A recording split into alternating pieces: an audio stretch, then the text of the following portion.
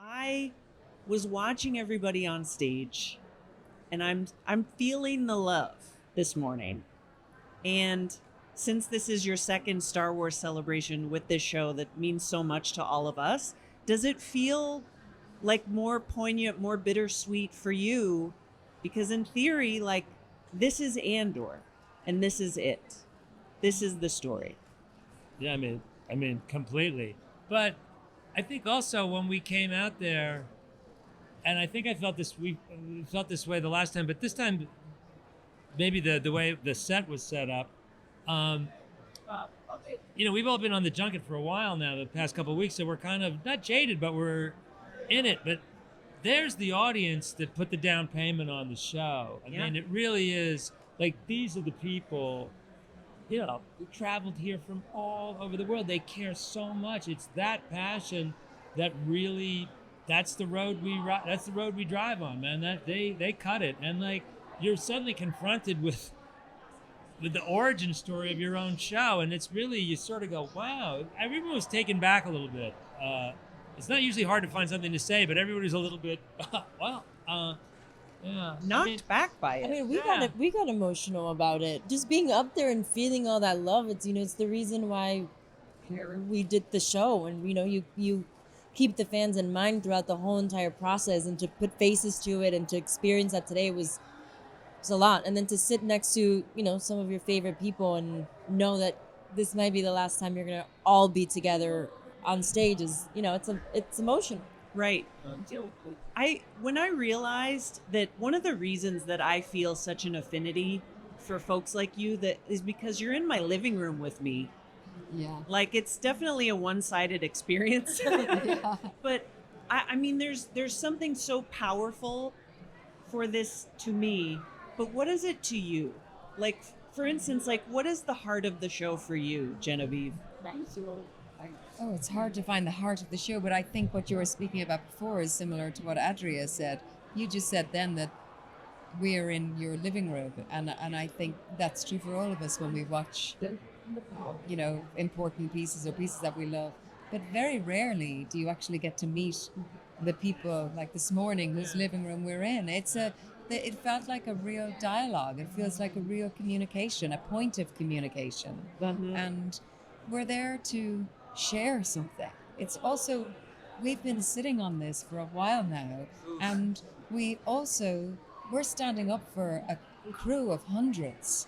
We're standing for a crew of thousands, and we're saying, we think we've all worked hard to make something we think is special, and here you go, it's yours now. So it does feel like a real shared moment.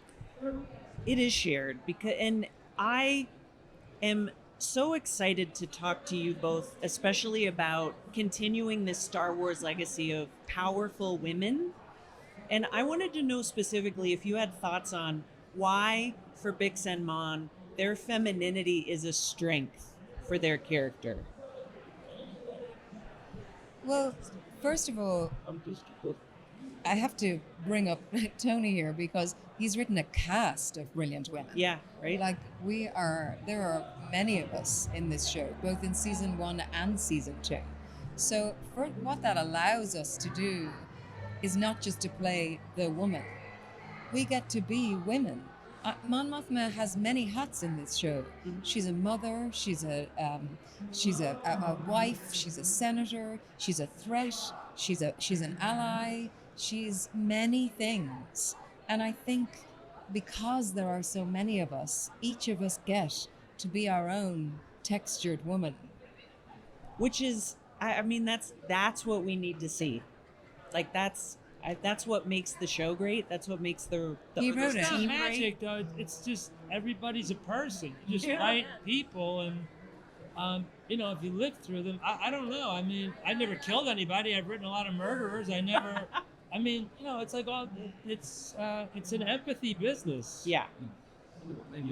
And an empathy show for sure. I think so. I think so, yeah. I mean, that's certainly And a lack of empathy show. Right. Yeah, exactly. we left Kyle and Denise back in the other room. Monsters. Yeah, well, yeah.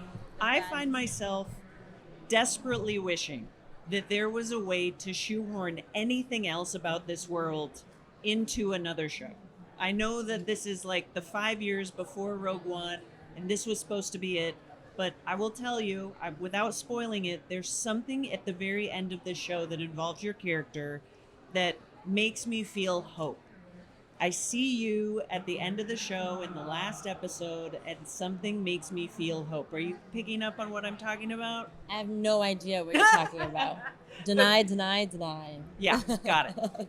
If there was a way to make anything else happen, We'd send Edie to Luthen's Gallery on a shopping trip for Uncle Harlow if we had a choice. I mean, what are you talking about?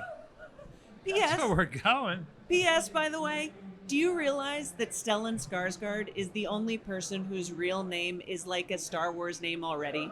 Wow. I got to think about that. We have yeah, but it's a good one. Right? It is a good We one. have Bix, Yeah. we have Mon, we have Stellan. Yeah, no, it's true. Done. So Done. thank you all for being here, and thank you for sharing so much of yourselves with us, because as a fan, like, it really means a lot. Thank you for being in LA and then 3 days later being in Japan. I know. Only for you. I know. Like You're magic. amazing. We know The how jet we got lag here, but how did you get here? It's killer, but not like you did. I'll tell you that much. Thank you, everybody. Thank you. Thank you.